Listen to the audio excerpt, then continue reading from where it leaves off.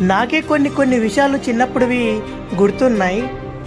సంతోషం కావాలి అంటే అక్కడికి పోతే హ్యాపీగా ఉంటాము, ఇక్కడికి పోతే హ్యాపీగా ఉంటామని చెప్పి సరదా కొద్దీ మన చిన్నప్పుడు వయసులో తిరుగుతూ ఉంటాం. అదే తీరా పెద్దయిన తర్వాత వ్యాపారం ఉన్నా లేకున్నా నేను నా షాప్ దగ్గర ఉంటేనే చాలా హ్యాపీగా ఉంటానేమో అని చెప్పి అనిపిస్తూ ఉంటుంది. మన చిన్నప్పుడు వయసులో సంతోషం కోసం అటు ఇటు తిరుగుతాం. అదే పెద్దయిన తర్వాత నా జీవితంలో మాత్రం సంతోషం కావాలి అంటే నేను షాప్ దగ్గరికి వస్తేనే నేను చాలా హ్యాపీగా ఉంటాను. ఎక్కడికి పోయినా రాని సంతోషం నేను నా షాప్ దగ్గర ఉంటేనే వస్తుంది. కానీ నా చిన్నప్పుడు రోజుల్లో కేవలం ఆటలే నా జీవితం ఏమో అని చెప్పి అనుకుంటూ ఉండేవాడిని.